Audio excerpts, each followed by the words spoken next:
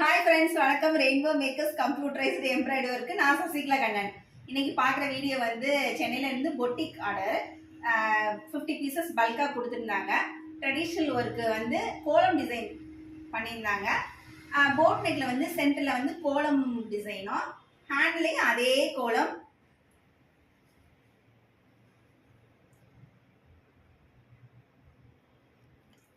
handle வந்து